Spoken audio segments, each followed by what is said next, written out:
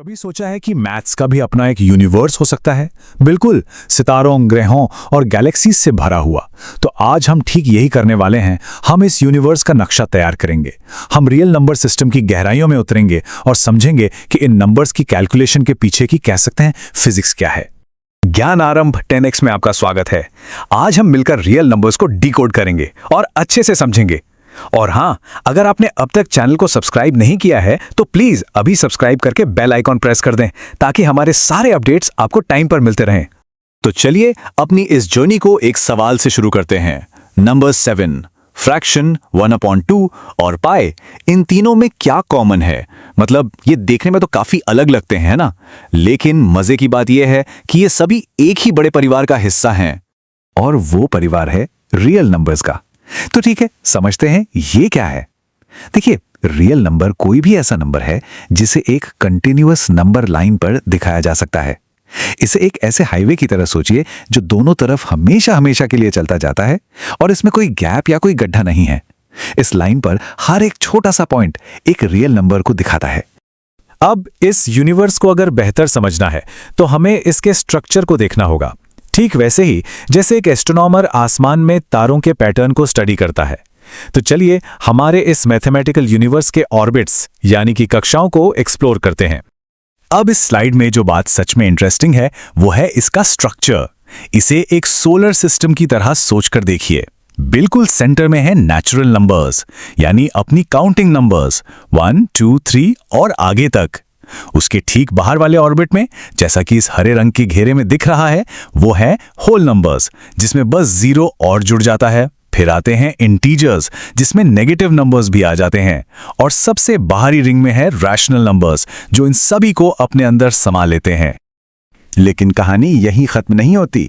इस well organised universe में कुछ ऐसा भी है जो इन ऑर्बिट्स में फिट नहीं होता। एक बहुत बड़ा डिवाइड है। चलिए समझते हैं इस ग्रेट रैशनल डिवाइड को, यानी दो नंबर वर्ल्ड्स के बीच की बाउंड्री को। और ये स्लाइड ना बहुत अच्छे से दिखाती है कि वो बाउंड्री है क्या। एक तरफ है रैशनल नंबर्स जिन्हें आप फ्रैक्शन के रूप में लिख सकते हैं, जैसे 1/2। इनका डेसिमल या तो खत्म हो जाता है या फिर एक पैटर्न में रिपीट होता है। दूसरी तरफ है इरैशनल नंबर्स। इन्हें फ्रैक्शन में नहीं लिखा जा सकता। इनके डेसिमल्स कभी खत्म नहीं होते और ना ही कभी कोई पैटर्न रिपीट करते हैं। बिल्कुल एंडलेस और अनप्रिडिक्टेबल, जैसे पाई या फिर ऐसे नंबर्स जिनका स्क्वायर रूट परफेक्ट नहीं होता।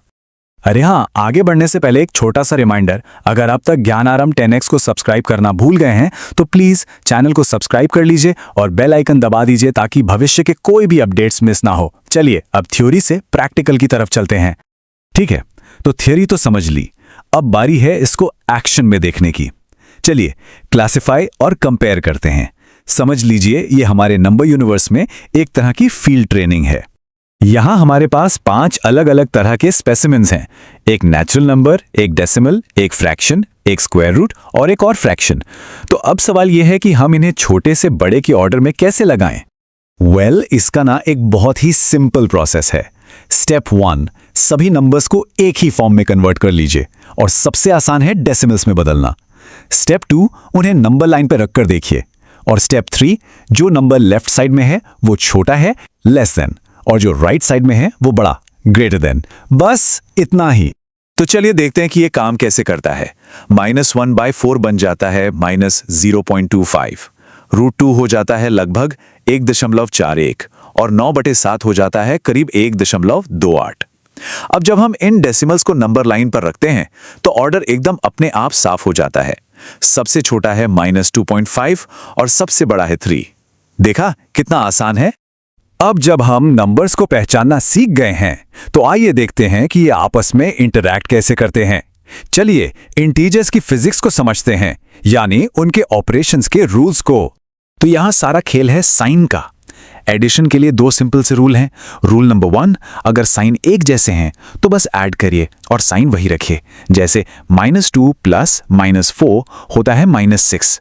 और रूल नंबर 2, अगर साइन अलग अलग हैं तो सब्ट्रैक्ट करिए और बड़े नंबर का साइन यूज करिए, जैसे -2 + 4 में 4 - 2 = 2 और 4 बड़ा है तो जवाब है +2। और सब्सट्रैक्शन, वो तो और भी आसान है।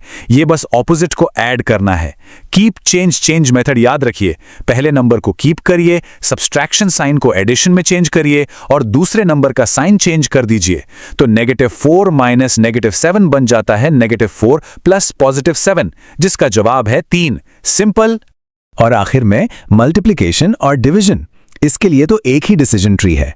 अगर साइन एक जैसे हैं तो जवाब हमेशा पॉजिटिव होगा, और अगर साइन अलग अलग हैं तो जवाब हमेशा नेगेटिव होगा। बस। तो सवाल यह है कि ये सब जानना क्यों जरूरी है? क्या ये सब सिर्फ मैथ्स की किताबों के लिए है?